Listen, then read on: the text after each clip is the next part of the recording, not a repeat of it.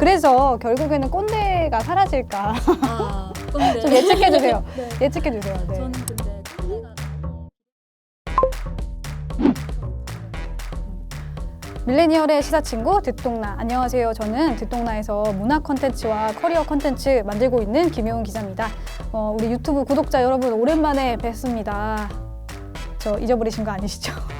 앞으로 이 녹음실에서 여러분들께 유용한 또 커리어에 도움이 될 만한 이야기들 많이 또 전달해 드리도록 하겠습니다. 오늘은요 2020년을 돌아보고 2021년을 전망하는 그런 방송을 만들어 보려고 하는데요. 이맘때쯤 되면은 서점에 트렌드 책들이 엄청 많이 나오잖아요. 트렌드 전문 분석가 분을 직접 모시고 구체적인 이야기를 좀 나눠보려고 하는데요. 오늘 모실 분은요. 빅데이터 분석 기업인 바이브 컴퍼니 생활변화 관측소의 정유라 연구원이신데요.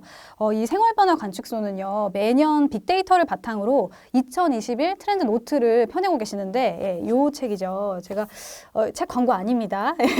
제가 이 책을 읽고 너무 재미있어서 연구원님을 꼭 모시고 싶었었는데 오늘 이 자리에 또 나와주셨습니다. 정유라 연구원님 한번 모셔볼게요. 안녕하세요. 안녕하세요. 저는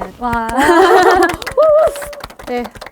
저는 바이브 컴퍼니에서 이제 기업들이 의뢰를 하는 보고서나 리포트에 대해서 작성을 하는 일도 하고 있고 매달 발송하는 생활변화 관측지에서 이제 에디터를 담당하고 있기도 합니다. 그러니까 트렌드를 연구하시는 분이신 네. 거잖아요. 라이프 스타일과 트렌드에 대해서 연구를 하고 있습니다.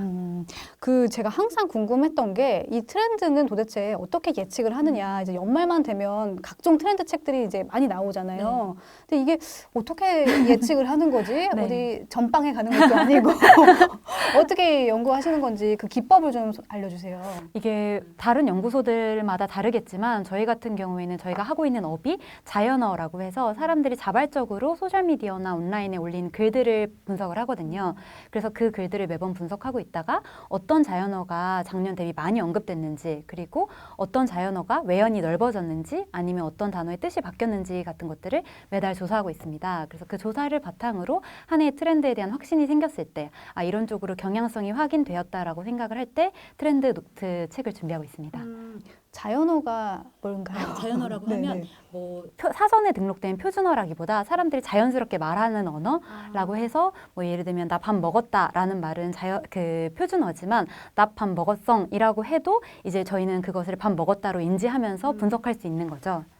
그러면 밥이라는 단어가 많이 만약에 분석이 되면 밥이 트렌드구나 이렇게 되는 그렇게 거인가요? 얘기할 수 있는 거고 밥과 함께하는 단어에서 원래는 아침이라는 단어가 나왔는데 이제는 끼니라는 말이 나온다면 사람들이 밥에 대한 인식이 뭐 아침보다 끼니가 중요하다 이런 식으로 해석을 하기도 합니다.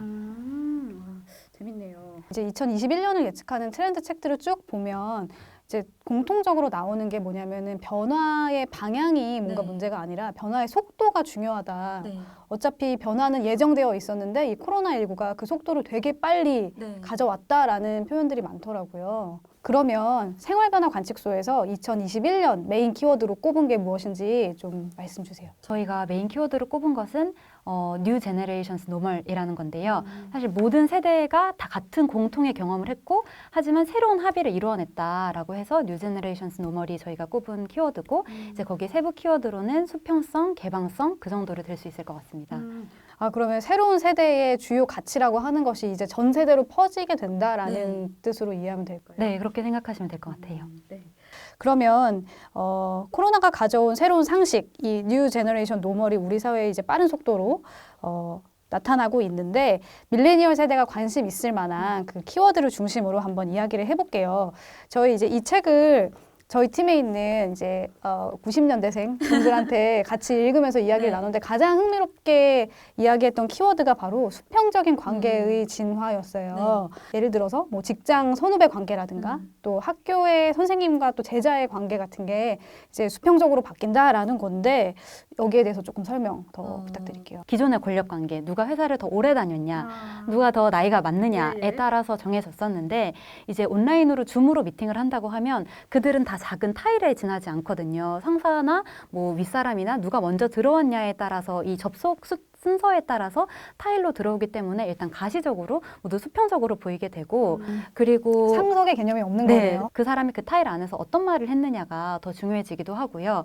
또 교수님이나 학교를 예를 들면 이제의 권력은 온라인 세대를 더 많이 살아본 사람, 그러니까 레이트 밀레니얼이라던가 MZ 세대들은 온라인으로 옛날부터 게임을 해왔고 인강을 들어왔고 맨날 온라인 콘텐츠에 익숙했기 때문에 그 사람들이 오히려 콘텐츠의 질이나 퀄리티를 더 잘 평가하고 이해할 수 있는 거죠. 그래서 더 쉽게 지적을 할 수 있고 교수님 강의 구리다. 교수님 강의는 뭐 이상하다라고 지적을 할 수 있게 되면서 권력의 이동이 되고 그러면서 조금 더 수평적이 되고 서로가 서로한테 영향력을 미치게 되는 거라고 생각합니다. 네. 그래서 결국에는 꼰대가 사라질까? 꼰대. 좀 예측해 주세요. 네. 예측해 주세요. 저는 근데 꼰대가 나이에 비례한다고 생각하지는 않거든요. 꼰대라는 거는 내가 옳다라고 주장하고 다른 사람 말을 안 들으려고 하는 사람들이 꼰대인 것 같은데 네, 젊은 꼰대도 네, 분명히 네. 가능하고 근데 이제 꼰대가 사라질 수밖에 없는 세대라고 생각하는 것은 나만 옳은 시대가 전혀 지나갔고 노하우라는 것이 더 이상 먹히지 않기 때문에 서로가 서로한테 의지하지 않으면 살아갈 수 없는 세대가 돼서 꼰대고 싶은 사람들도 서로가 서로한테 영향을 받으면서 점점 그 농도가 희미해지지 않을까라고 바라고 있습니다. 근데 너무 맞는 말씀이신 게 사실 이제 저희도 뉴미디어를 하고 있지만 이 디지털 세상이라는 게 노하우라는 게 존재할 수가 없는 맞아요. 세상이잖아요. 네. 또 나이가 많다고 그분이 더 많이 알고 있는 네. 것도 아니고 오히려 젊을수록 더 이제 디지털 네이티브에 가까운 네. 세대일수록 더 잘 아는 거니까. 네, 저희가 진짜 엎드려 배워야 될 젊은이들이 맞아요. 너무 많잖아요. 그래서 더 그런 것들이 없어지지 않을까라고 생각합니다. 그러면 자연스럽게 이 밀레니얼 세대와 그다음에 MZ 세대의 어떤 소비자, MZ 세대 소비자에 대해서 한번 이야기를 나눠보면 좋을 것 같은데 저는 이 책에 나온 내용 중에서 이 부분이 되게 재미있었어요. 여러분 이제 유튜브로도 이 영상 보고 계시겠지만 이 영상을 여러분은 가로로 보고 계시나요? 세로로 보고 계시나요? 자, 댓글 달아주세요. 가로냐, 세로냐. 40대 이상은 가로로 눕혀서 보고, 그러니까 큰 화면으로 본다는 얘기죠. 10대에서 20대는 세로로 그냥 본다고 해요. 이 연구소에서 직접 이 조사를 하셨던데, 이게 왜 세대별로 다르게 나타나는 건가요? 그냥 TV를 생각해 보시면 되게 편할 것 같아요. 저희가 TV나 영화를 생각하면 딱 가로 방향이잖아요. 그래서 TV로 가장 먼저 미디어를 접한 세대들은 그 사람이 수신하고 송신하는 것들을 그대로 받아들이고 거기 나온 화면에 몰입을 하는 경우가 많은데 저희는 온라인 채팅도 해본 세대고 댓글을 달아보는 것들이 익숙했던 세대들은 그 TV 화면만으로는 만족할 수가 없고 그 TV 화면이 가지고 있는 것들을 계속 검증해야 되고 거기에 달린 댓글도 확인해야 되기 때문에 세로가 더 익숙한 거죠. 그래서 듣동라를 보면서도 모르는 단어가 나오면은 당장 이제 네이버에 쳐서 그 기업이 뭔지 찾아보기도 하고 또 화장품 홍보를 하는 회사가 있다고 하는 콘텐츠가 있다고 하면 저 화장품 진짜 성분이 좋은 건가? 라고 바로 교차 검증을 하기도 하고 뭐 올해 가장 유명했던 비의 깡 같은 경우도 단순히 그 깡을 보기만 하는 것이 아니라 그 댓글을 같이 놀면서 같이 좋아요도 누르는 식으로 계속 이 한 가지에만 만족할 수 없고 교차 검증을 하고 같이 내가 그 콘텐츠에 이입하는 것으로 디스플레이를 즐기는 게 MZ 세대라고 생각하면 될 것 같습니다. 사실 그 댓글이 더 재밌어요. 맞아요. 네. 저도 듣동라는 꼭 보면서 댓글을 같이 보는 것 같아요. 아, 그러시구나. 그 유튜브 콘텐츠를 그러면 진짜 밀레니얼 세대들이 뭘 생각하고 있는지를 정말 잘 알 수 있더라고요. 그래서 여러분들은 지금 가로로 보고 계신가요? 세로로 보고 계신가요? 이게 나이대가 이게 나옵니다, 여러분. 네. 자연스럽게 이 이야기로 넘어갈 수 있을 것 같아요. 인플루언서 시장이라고 해야 되나? 작년까지만 해도 이 인플루언서 시장 마케팅이 워낙 이제 그 화려하게 부상을 하면서 이 인플루언서들 내가 팔로우하는 인플루언서가 추천하는 제품들을 샀잖아요. 그런 게 워낙 이제 트렌드 책에도 많이 나왔었고, 근데 이제 올해 중요한 사건들 중에 하나가 이제 내돈내산인데 사실 내돈내산이 아니었다. 저도 이번에 이제 그런 연구를 하면서 인플루언서 마케팅이 SNS의 변화랑 굉장히 발을 맞춰왔다고 생각하거든요. 제일 처음에 SNS 1세대는 오프라인에서 아는 사람이 많았던 사람들이 온라인에서도 권력이 많았던 것 같아요. 그래서 뭐 팔로워가 제일 높은 게 뭐 오바마였다라던가 오프라인에서 유명한 사람이 온라인에서도 그대로 그 권력을 가지고 왔던 세대가 SNS 1.0 세대였던 것 같고 2.0이 저희가 얘기하는 그 인플루언서 세대. 그래서 화려한 라이프 스타일을 보여주고 세대고 화려한 커리어를 갖고 있는 사람을 추종하고 팔로우하는 세대여서 뭐 맛있는 걸 많이 먹고 비싼 걸 많이 사고 아니면 아주 그 커리어의 정점에 있는 사람들을 팔로우하는 세대였고 그 라이프 스타일을 선망하는 세대였기 때문에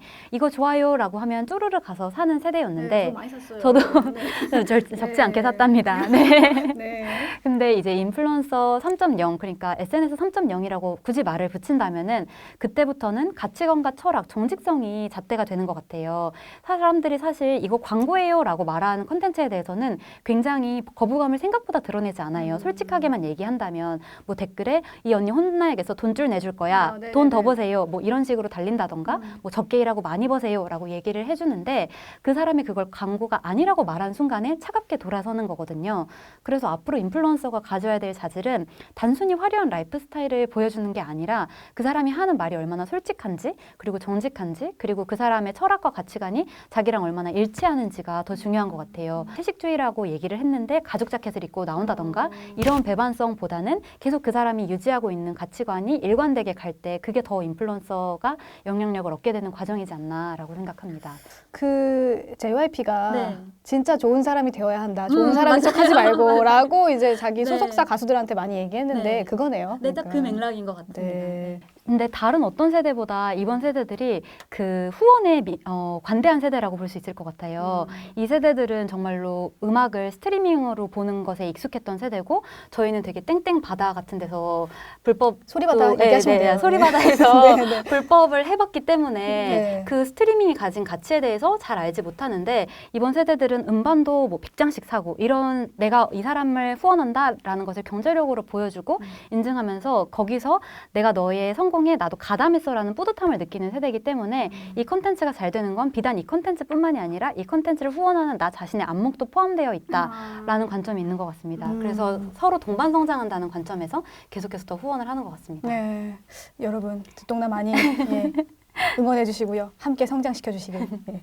첫 번째 키워드는 이제 수평적인 관계의 진화였는데 2021년에는 뭐 학교나 직장이나 또 기업과 소비자 간의 관계가 훨씬 더 수평적으로 진화할 거다라는 얘기를 연구원님께서 해주셨습니다. 자, 그럼 두 번째 키워드로 한번 가볼게요. 두 번째 키워드는 제가 좋아하는 키워드입니다. 루틴. 네. 일상 루틴인데요. 이게 참 루틴이라는 검색어, 그러니까 언급량이 정말 많이 늘어났다고 하더라고요. 저도 좀 종종 쓰고는 있는데 이제 2021년의 화두는 자기 개발이 아니라 자기 관리이다라고 분석을 하셨던데요. 이전에는 저희가 밀레니얼 세대의 특징이라고 했던 게 자존감이 높은 세대, 자존감에 대해서 굉장히 중요하게 생각하는 세대고 특별한 일상을 꿈꾸는 세대, 그래서 뭐 욜로라는 말도 있었고 매일매일이 특별해야 된다 이런 이야기를 많이 했는데 코로나를 마주하고 나서 사실 특별함이라는 것은 굉장히 찾기 힘든 것이었고 진짜 일상을 영위하는 것도 힘들다. 그렇다면 내 일상을 어떻게 관리할 것이냐라는 관점에서 자기 관리가 더 중요해지고 있는 것 같습니다. 이제 코로나뿐만이 아니라 이제 2021년의 최고의 트렌드가 저는 디지털로의 모든 전환이라고 생각하는데 디지털 전환에서 가장 중요한 것은 내 디지털 아카이브, 내 디지털 기록을 어떻게 남기느냐가 중요한 것 같습니다. 그랬을 때 아까 그 인플루언서도 자기가 하는 말이 일치해야 된다라는 이야기를 했었는데 그 내가 디지털에 남기는 나의 발자국도 어느 정도 나의 라이프 스타일을 보여줄 수 있고 그게 단발성이 아니라 뭐 오늘 잠깐 방콕 갔다 왔어요 이런 식으로 팝업이 아니라 계속해서 나는 꽃에 물을 주는 사람이라는 것을 증명할 수 있고 계속해서 나는 자전거를 타는 사람임을 증명할 수 있는 것이 굉장히 중요한 화두가 된 것이고 그 증명을 이어주는 동기부여가 챌린지고 내 디지털 발자국을 훼손하고 싶지 않다는 의지가 어떻게 보면 헬스장에 돈을 내는 것보다도 더 강렬한 의지가 돼서 계속해서 할 수 있는 힘을 주는 것 같습니다. 저는 이제 그 나이키 런클럽 여기 책에도 나오는데 이 런데이 어플이나 이 달리기 할 때 쓰는 어플들의 사례를 좀 얘기해 보면 좋을 것 같아요. 이게 나이키에서 우리 운동화를 사세요. 우리 운동복을 사세요라고 선전하는 게 아니라 이 우리 운동복과 운동화를 할 수 있는 라이프 스타일을 제안해주는 형태로 이제 마케팅이 진화하고 있다라는 점에서 굉장히 또 재미있는 사례인 것 같은데 또 다른 사례가 있을지 궁금하고 또 이런 식으로 변화하는 게 맞는 거죠, 분위기가. 네. 그리고 제가 그런 사례들을 들 때 저희가 가장 많이 드는 사례는 마켓컬리와 온더테이블이라는 해시태그인데요.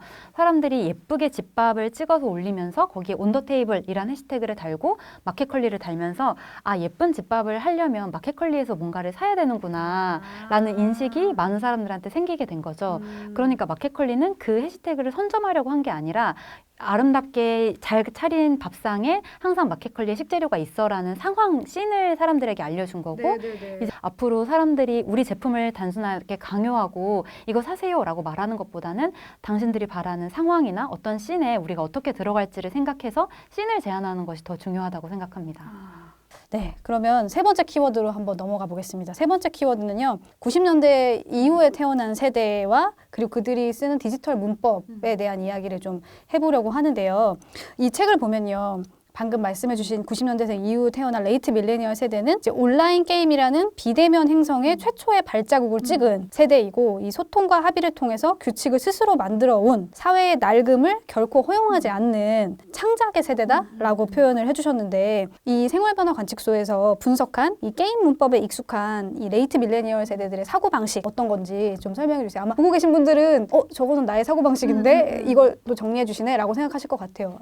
첫 번째가 그 랭킹과 티어에 굉장히 민감한 세대라고 말할 수 있을 것 같습니다. 모두가 합의한 재료를 통해서 그 재료를 가장 많이 획득한 사람에 대해서는 인정을 해주는 문화가 게임에서부터 있었던 거더라고요. 그러니까 네가 게임 티어가 높아? 그럼 넌 누구보다 게임을 많이 했겠지. 그러니까 인정이라고 인정하고 가는 부분이 있고, 중요한 것은 그 재료가 뭔지 누구나 투명히 알고 있고 그것에 대해서 인정해준다는 부분인데요. 오프라인 세계의 티어나 랭킹의 경우는 그 재료가 합의한 것과 다른 경우가 종종 있잖아요. 뭐 예를 들면 부모님의 권력이라던가 그것이 틀리다고 많은 사람들이 이야기를 했는데도 통용되는 걸 보면서 많이 가슴 아파하다가 랭킹이나 티어에 대해서는 사람들이 저거라면 차라리 인정할 수 있어. 저거는 차라리 공정하니까 라고 얘기하면서 더 엄격해지는 거죠. 그러니까 거기에 들인 만큼의 어떤 노력이나 뭐 돈이나 이런 걸 많이 들였다, 시간을 많이 들였다 하면 거기에 적합한 어떤 대우나 정당한 대우를 받을 수 있다.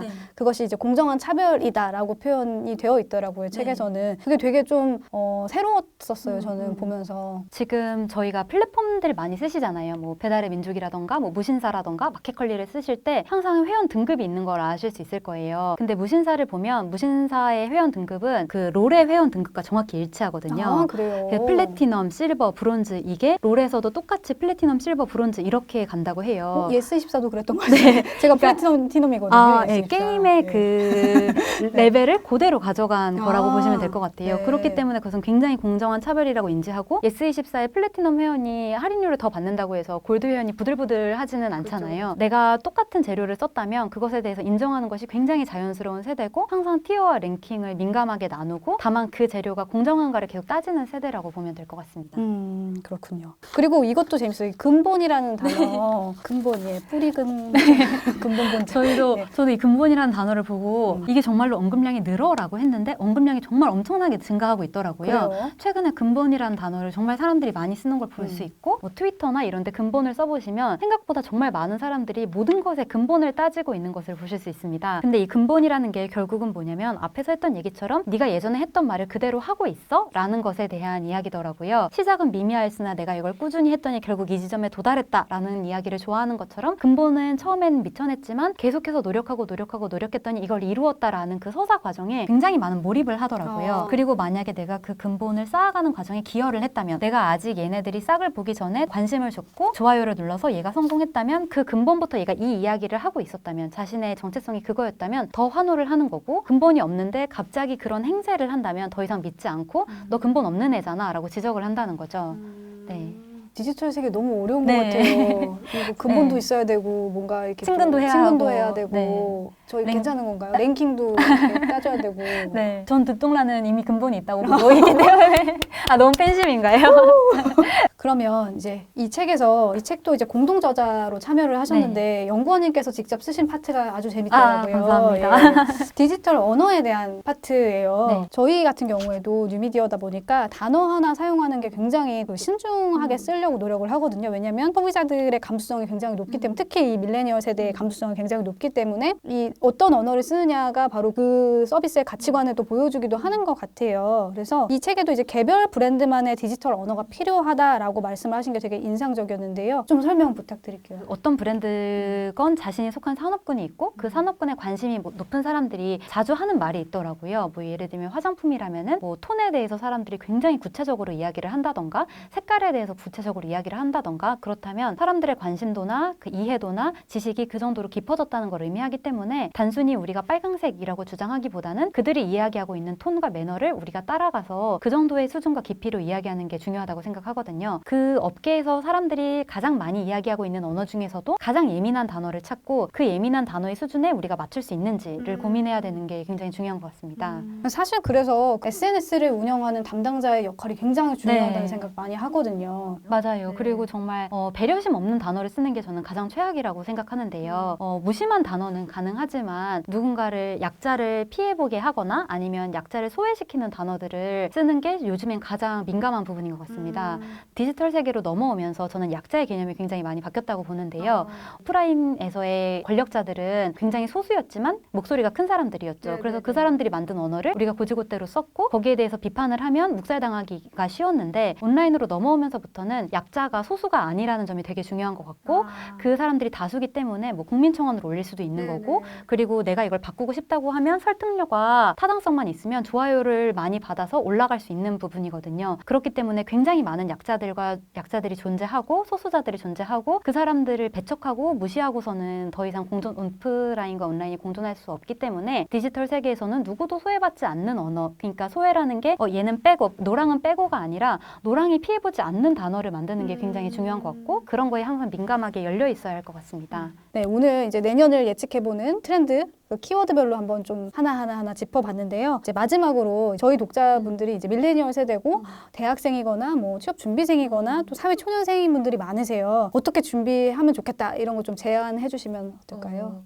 저희 책에도 나와 있는데 빙에서 두잉으로 간다는 이야기를 했었거든요. 예전에는 뭐 핫플레이스라던가 인증샷이라던가 내가 어디에 있느냐가 굉장히 중요한 시대에서 뭐 정말 매일 자전거를 타는지 꽃에 물을 주는지 그런 내가 무엇을 하는지가 더 중요해진 시대로 넘어온 게 화두가 될 거라고 생각을 하거든요. 그런 관점에서 내가 뭐를 지속적으로 끈기 있게 할 수 있는지 아는 게 먼저 중요할 것 같습니다. 그리고 그걸 알았다면 저는 기록을 안 한다고 했지만 기록을 하는 게 정말 중요한 것 같아요. 디지털 아카이브는 비단 뭐 브랜드나 기업만의 문제가 아니라 내 개인의 정체성과도 연결되는 시대가 왔고 디지털이라는 세계에선 아직 강남 부호가 나타나지 않았고 이 부동산이 누구에게나 개방되어 있고 열려 있기 때문에 내 영토를 내가 어떻게 가꿀 수 있는지 내 디지털 영토 안에서 나만의 아카이브를 어떻게 축적하고 쌓을 수 있는지가 너무나 자유롭게 개인에게 열려 있기 때문에 자신이 잘할 수 있는 걸 찾고 그 아카이브를 쌓아가는 경험을 하는 것이 가장 좋을 것 같습니다. 뭐 디지털 내에 나만의 영토를 잘 쌓아가는 게 필요하다라는 말씀이신 네. 거네요. 네. 오늘부터 SNS 열심히